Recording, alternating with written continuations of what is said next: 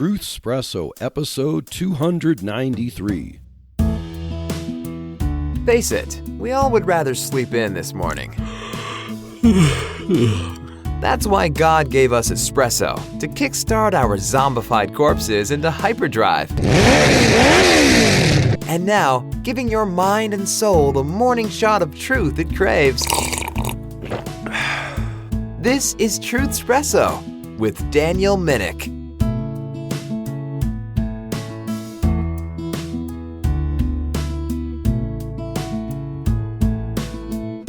Well, hey there, friends, family, foes, and lurkers alike. This is your host, Daniel Minnick, for another episode of Truth Espresso. And you can probably tell that my voice is a little strained right now. I still am struggling with the stuff that I got, other members of my family got a week ago, and as we have found out from others who have gotten this particular virus, they have told us to expect that this nasty stuff lasts quite a while. We could be looking at 2 weeks before we feel in any way human at all. So while I would normally replay an episode when my voice is not all it's cracked up to be, literally, it is cracked a little bit, so no pun intended there. Well, I guess pun fully intended there. But I'm going to press through because I really would like to cover the subject matter that has kind of captivated the news in the last several weeks and has kind of come to maybe a conclusion this week. Now, my wife and I had quite the week this week. Even as we have been struggling with stuff, we were invited on a special trip to Nashville, Tennessee, and not going to get into the details about that. I may talk about that in the future when things warrant. But that's just to say that we've had quite the week, even trying to deal with voices and health. We've still been quite busy. Now, for the topic of this episode of Truth Espresso, I'd like to get into what I'd like to call clown world antisemitism. And if you've been keeping up with the news and seeing that the Ivy League institutions of higher learning in the United States have become quite the laughingstock, well, they have been for quite a while, but this really takes the cake as pro-Palestine protesters, not satisfied merely with chanting and holding signs, but somehow they think that the universities of which they are students, of which they are learning things, teachers are teaching them ideologies with which they agree, but somehow they think that these universities have benefited from or are currently benefiting in such a way from evils that they have allegedly been involved in the past. So that New York University or UCLA are somehow complicit in colonizing. And this latest war between Israel and the Palestinian Gaza, the Hamas there, somehow that has something to do with colonizing, and universities in the United States are part of that somehow. So pro-Hamas, pro-Palestinian protesters, starting with a few weeks ago and including the week as of this recording, had been setting up encampments at various Ivy League institutions, including Columbia University, New York University, University of California, Los Angeles, or UCLA, Northwestern University, Rutgers, and others. Now, one would think that these young people who are going to college, allegedly for a career path, in the United States here, what interest do they really have in a conflict that is nearly halfway around the world? It doesn't directly impact them in any way. Well, for many of these, you might even bring up the question to them, and you might ask, what are you protesting about? And they might actually, when really pressed with the question, admit to you that they're not quite certain what they're protesting about. In fact, I suspect that there are plenty more like this particular young lady who I'm going to play, who admits that she's actually clueless as to why she was involved in the protest and what the protest is about and is seeking to accomplish. So listen to this. What would you say is the main goal with tonight's protest? I think the goal is just showing our support for Palestine and demanding that NYU stops. I honestly don't know all of what NYU's doing. Is there something that NYU's doing? I really don't know. I'm pretty sure they're... Do you know what NYU's doing? About what? About Israel. Why are we protesting here? Palestine will be free! I wish I was more educated. I'm not either. So she says that she honestly doesn't know why they're protesting. She asks a fellow protester nearby maybe to help her out there and explain why are they protesting. And the other protester right next to her admits that even she doesn't know. And she says, I wish I were more educated. But where are you going to get more educated than in an Ivy League institution of higher learning, right? And so there's this kind of cultic mindset of protesting that which you don't even know why you're protesting. She said at first that it has to do with standing up for Palestine, but she's not even quite sure what that even means. She doesn't know what the end goal of this is. She doesn't know exactly why, as the protesters around her were shouting, Palestine will be free. Do they even know what it means for Palestine to be free? Do they even know what Palestine is? So I'm sure they were fed a steady diet of Israel or the colonizers, but she probably doesn't even know any history other than, yes, sir, yes, ma'am. If someone's a colonizer and someone is the oppressed, then I must support the oppressed. And so it feels good to get together with a bunch of peers and to protest something. They said it's about making their voices heard. Well, yeah, there are plenty of young people now on college campuses making their voices heard, but they're not even sure what, who needs to hear their voices and what their voices are about, and even really what it means for people to hear them. Now, this is not the only instance recorded of a protester really being clueless of what he or she's protesting. Here's another clip where a reporter from Fox News was trying to ask a young lady some questions about what the protesters and she were chanting. And basically even, what do you mean by from the river to the sea? Do you even know what river and what sea we're talking about? Do you know if they're literal or not? And she couldn't even answer that. So let's hear that. What does from the river to the sea mean? It means that Palestine should be free and should be autonomous. What river? Okay. The expression is not anything bad of this. No, there's an actual river and an actual sea. Yeah, I'm aware of this. Yeah. No, but what river, what sea? The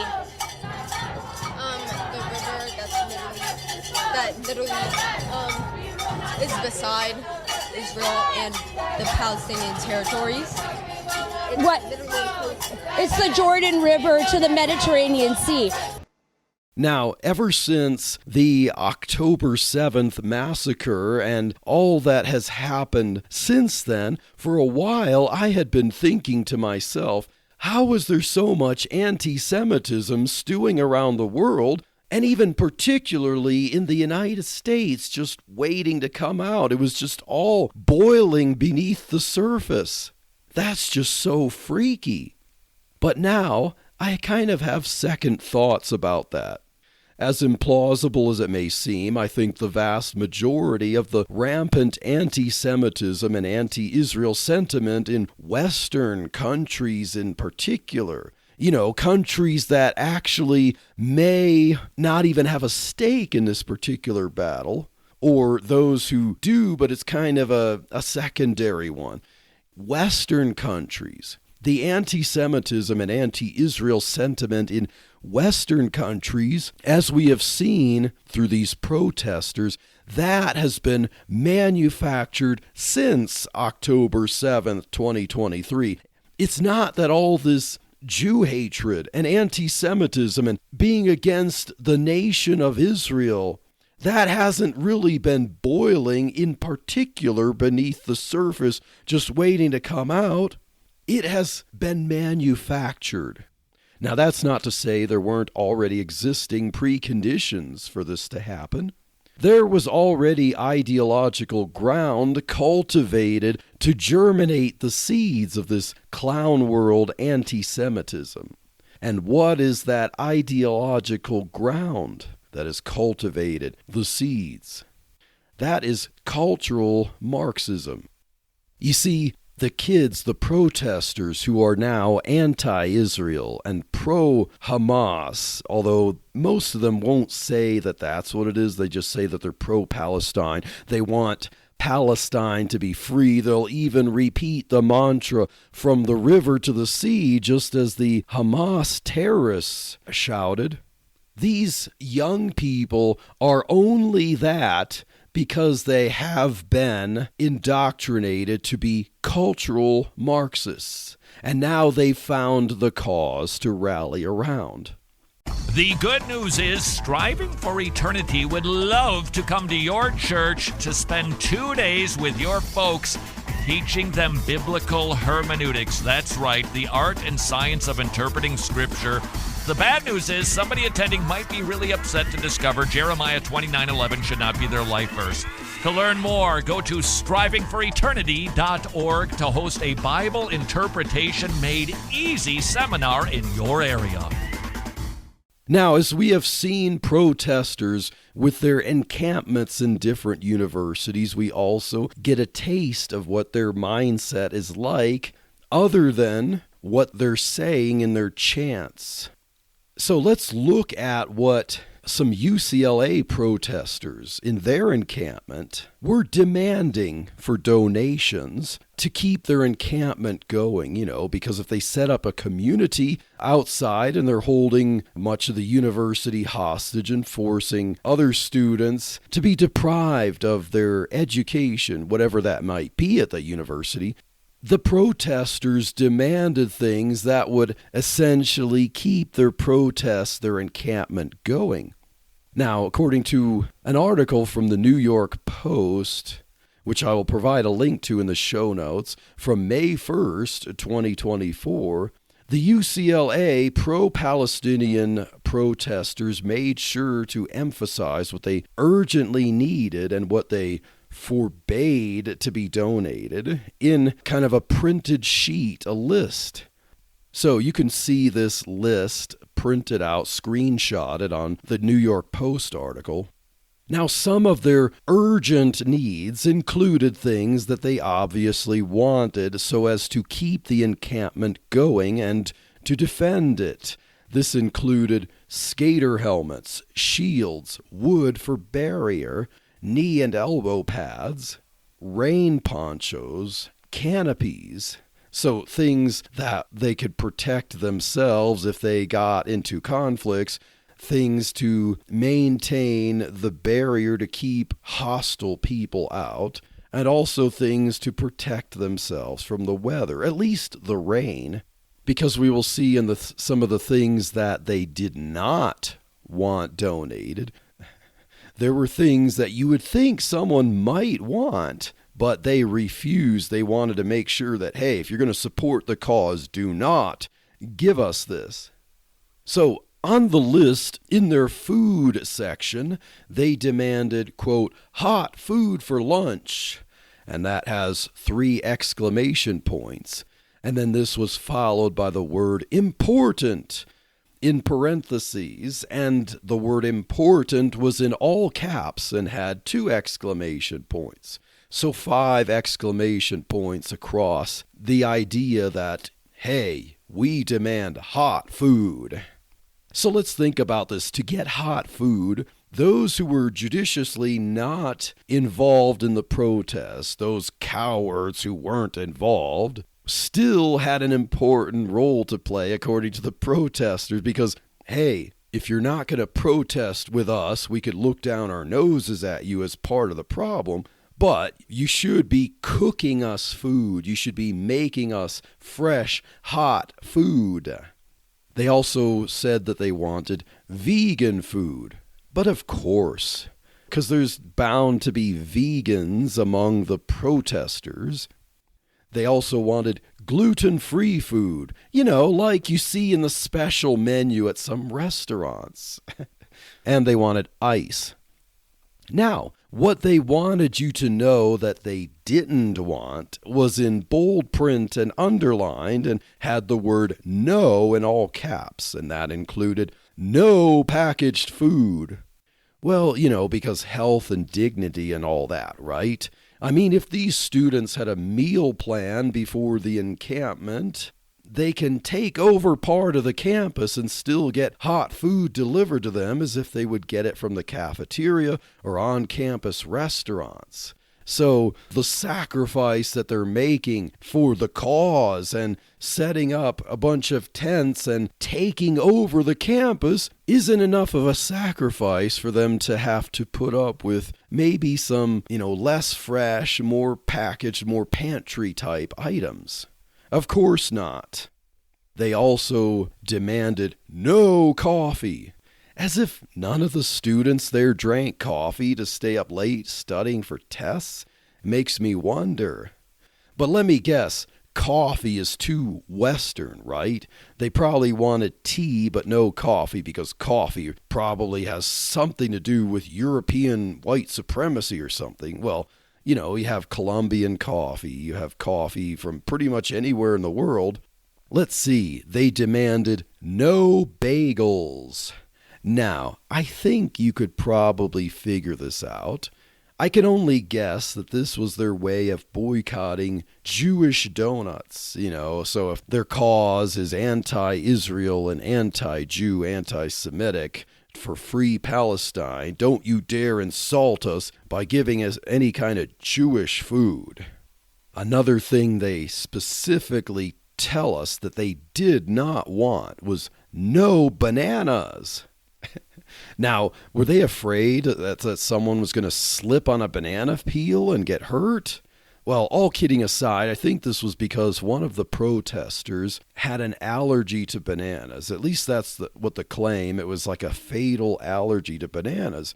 But now, bananas, for the sake of these protests, has become a symbol for weaponizing against the protesters. In fact, counter-protesters at UCLA allegedly mocked the protesters' antagonism to bananas by holding bananas like they were weapons and eating them in front of them. And I think some of them even smeared some bananas on the encampment. Bananas are the new guns, right? Still, another thing that the UCLA protesters demanded not be given them in the list was no nuts. Now, I thought nuts were healthy. Well, of course, some people are allergic to them, and I'm guessing that the protesters wanted to avoid all allergens, as if that were possible. Basically, just like with the bananas trying to cover their bases, hey, you will not covertly infiltrate our operation under the guise of humanitarian aid by giving us nuts and killing some of our members who are allergic to them. Or maybe it's because they already had all the nuts they needed in the encampment and they didn't want any more added.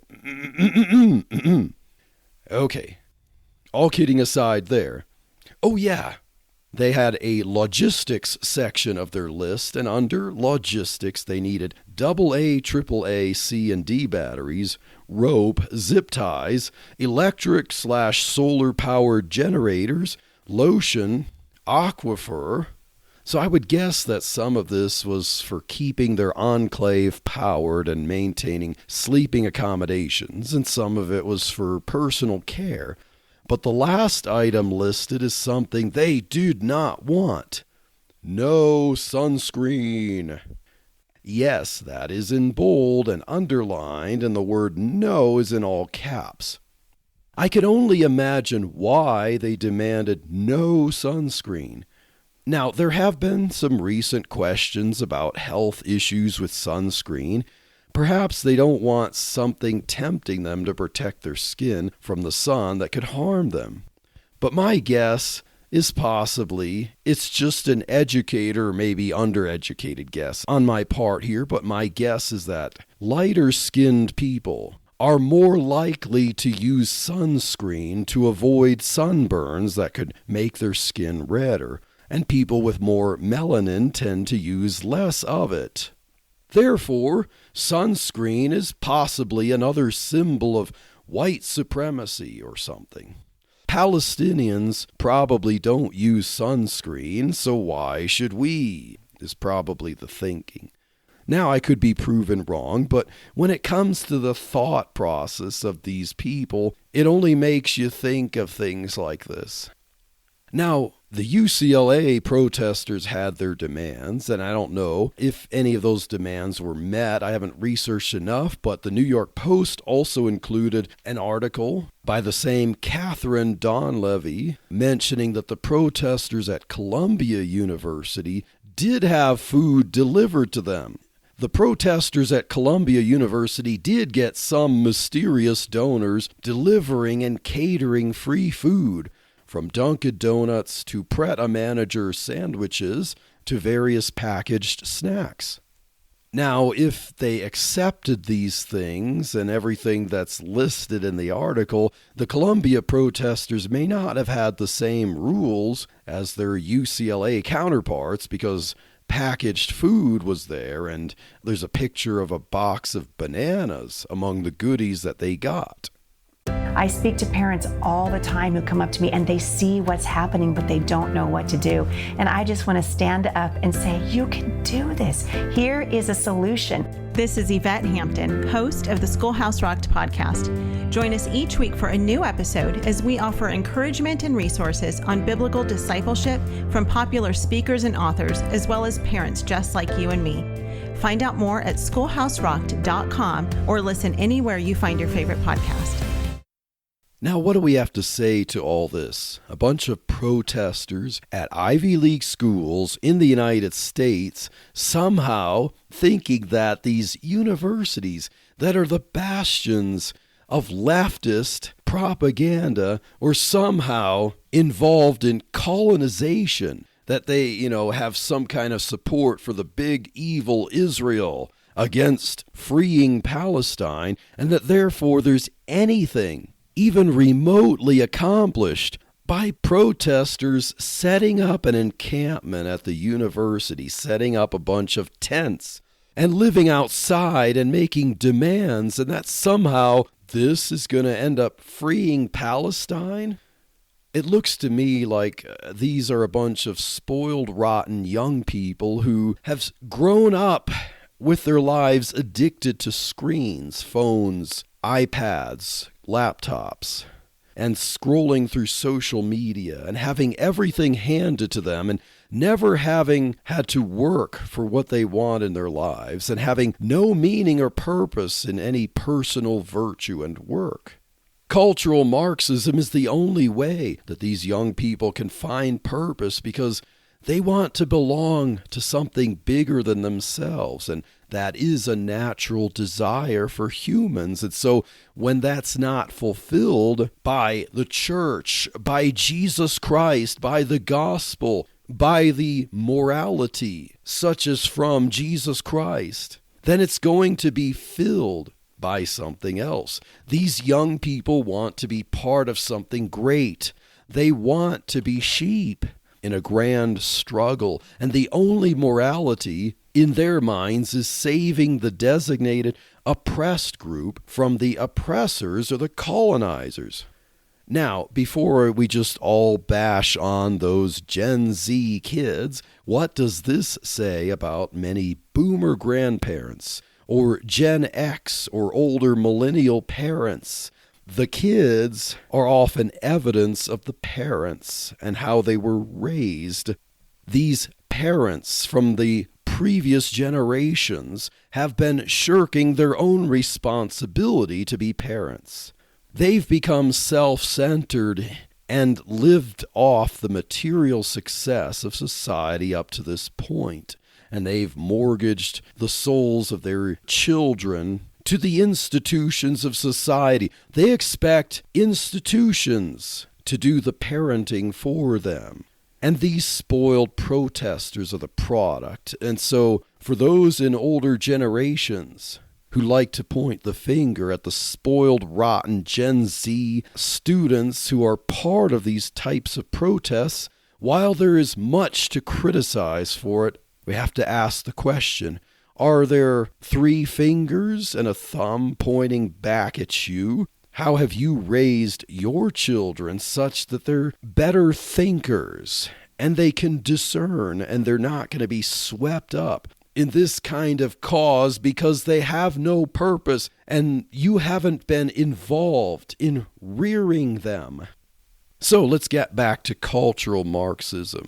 So what is cultural Marxism? Now, there have been various definitions. The term has been around for a while because Marxism itself is kind of an economic social theory. And the first Marxists considered cultural issues secondary to the economic thing. They wanted to make sure they can control the means of production and the economy, and everything else would follow. But when it comes to the kind of Marxism that defined the Frankfurt School in Germany, and the Frankfurt School has very much influenced academia in Western countries. The Frankfurt School, with their critical theories, have basically decided that cultural issues, social issues, are really the means by which they can get a Marxist takeover of the structures of a nation, the institutions. And so what do? They look to culture, and, with Marxism, you have the bourgeois and the proletariat, the wealthy bourgeois and the poor proletariat, and they find this dichotomy, the oppressed and the oppressor, in various contexts, and that could be identity or ethnicity.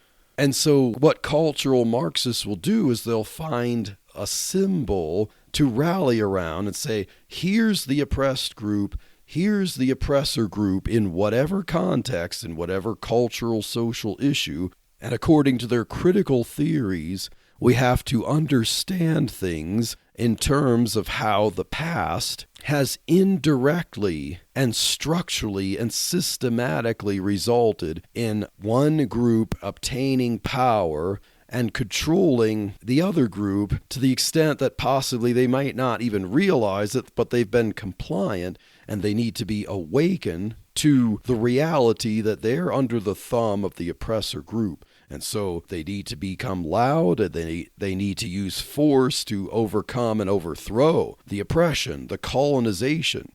And so now, since October 7th, Palestine seems to be really the latest symbol, the token for cultural Marxism. Back in the summer of 2020, it was George Floyd, and still is. In February 2022, it became Ukraine when Putin invaded it because of Biden's incompetency and basically leaving the back door open with his policies. And Ukraine still is a symbol for cultural Marxist thought. And now, since October 7th, 2023, Palestine is the big symbol for it, and it still is. And we know from history that eventually this too shall pass, and there will be yet another symbol for cultural Marxist plight. Now, given how we've seen the pride flag seemingly every year gets a makeover and an addition, I wouldn't be surprised if the next iteration of a pride flag or a transgender flag adds colors or shapes from the Palestine flag to make Palestinians official and honorary members of the pride community. Oh, thrill, I bet they would love that, but those in liberal Western society don't seem to understand that the Palestinians that they want to free, however they might understand and define that, would not tolerate their ideology, their promiscuous gender ideologies and so forth.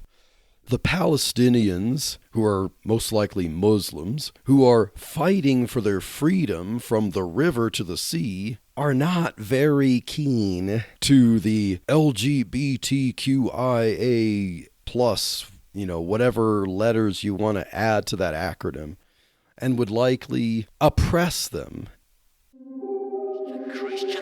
The Christian podcast community is a cohesive group of like-minded Christian podcasters proclaiming the truths of Christ with expertise and passion in the areas of theology, church history, Christian living, evangelism, apologetics, parenting, homeschooling, sermons, and much, much more.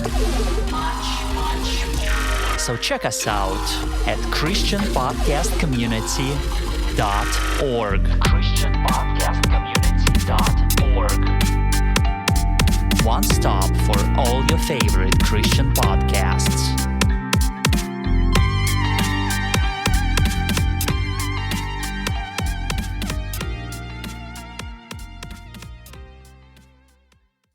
Now, getting back to cultural Marxism and how we got here, you've heard the term the long march through the institutions. And that was a term coined by socialist activist Rudi Dutschke in the late 1960s, and Herbert Marcuse, a German-American critical theory philosopher of the Frankfurt School of Thought, adopted this term in his book Counter-Revolution and Revolt. As we have observed this long march of Frankfurt School critical theory and cultural Marxism has been long indeed over the decades and has been tremendously successful. I mean, what established institution of higher learning hasn't been taken over by cultural Marxist thought? And for those professors and administrators who are having to deal with the upset of these encampments taking over the institutions, well, you made your bed and now you've got to sleep in it. They're just basically following orders that you have given them. I mean, how many, unless they're private, like Christian schools and stuff, haven't been completely taken over by leftist cultural Marxist thought? There's an article from thecrimson.com, which is a Harvard article, and the title of it is "More than 80% of surveyed Harvard faculty identify as liberal." This was from July 13th, 2022. We'll provide a link to that article in the show notes. Now, more than 80% of the surveyed faculty identify as liberal. That's a pretty high number. But even that doesn't tell the whole story. Because if you look at the pie chart that they've constructed, the 80%, there's much less conservative thought than you even realize. So according to the pie chart there, only 1.46% of the faculty actually identified as conservative and none identified as very conservative. So you had someone who admitted to being conservative, and then you have a chunk that identifies as moderate, but 45.03% identified as liberal, and with a whopping additional 37.43% identifying as very liberal. So we see that maybe there's a token professor or two that admits to being quote-unquote conservative, but not very conservative. But a big chunk of the 80% say they're liberal, and about half of those who say they are say that they're very liberal. So we could see the incredible liberal cultural Marxist thought that pervades Harvard. And of course, Harvard's not unique in this regard. I'm pretty sure that every Ivy League institution and state institutions have similar distributions there. Now, these protests aren't lasting forever, and quite a few of them are finally getting broken up. So I want to play a clip that shows some students with their makeshift shields. They have their version of riot gear. They made shields out of 55-gallon plastic trash cans. Basically, they cut out a segment and they hold it as a shield. And they tried to basically run through police who were going to stop their encampment. And we could see how that went over. But then they retreated from the library when the cops arrived. Watch.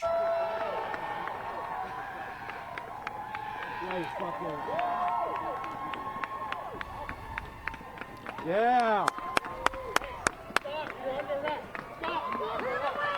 Boom! So a student, you'll have to watch the clip linked in the show notes, but one of these students with a trash can shield bumped into a police officer, and his shield didn't really help him, and he just fell flat on his back and dropped the shield. And then the police just grabbed him, and yeah, it's great. It's, you watch that and you want to laugh, but it also kind of makes you want to cry. If this is what the modern left has to offer civilization, I pray there are enough people with a brain cell that see how destructive this clown world ideology really is, and that avoiding this type of stuff will make the truth shine even brighter to them, because God can use the depths of depravity to show people the truth. Now, these protesters, they're trying to argue and quarrel and fight and threaten violence because of a cause that they think warrants it. And the Bible talks about why people argue, quarrel, fight, and war and commit violence. If we look at James chapter 4 and read the first 3 verses, James says, "From whence come wars and fightings among you? Come they not hence even of your lusts that war in your members? Ye lust and have not. Ye kill and desire to have and cannot obtain. Ye fight and war, yet ye have not, because ye ask not. Ye ask and receive not, because ye ask amiss, that ye may consume it upon your lusts." So we see a particular word that James mentions in his understanding of what causes fightings and wars, and that word is lust. It's all based on someone's lust to have something that he didn't earn. If you want something, you can try to work for it and earn it. If you don't think that you could ever be able to earn it, you can always ask. Now, if you do ask and you don't get it, it is up to you to evaluate why you didn't get it. What is your motivation to have this? Is it lust? If it is, then it's probably wrong. And these clown world pro-Palestine cultural Marxist protests are all about lust. There's always the idea that if someone is materialistically unhappy, it's somehow someone else's fault. And the remedy isn't humility, sacrifice, having a virtuous purpose beyond one's own self-indulgence. It's always that some colonizers or oppressors are keeping stuff away from the oppressed. It's not necessarily that they're denying the oppressed certain potentials such that they can work, save, take care of family, and prosper. It's that they're just exerting power to take a bigger piece of the world's pie from others. And the solution is simply to distribute the pie so that everyone can consume it equally. And of course, the solution has to start with so-called reparations of letting the oppressed group tip the scales and consume a greater portion of the pie to make up for their losses. I would say that Marxism, in all its forms, embodies what James chapter 4, verses 1 through 3 is talking about. Now, by the way, if you must look for the oppressor group, look for it in the administrative state. Look for it in government institutions. Look for it in those who tax and regulate others in ways that are not biblical. Look for it not in some ethnic group or nation at large, but in the shadow government of any given nation. If you do that, I might be with you on it. But if you're looking at the world through some kind of cultural Marxist lens, you will always be part of the clown world.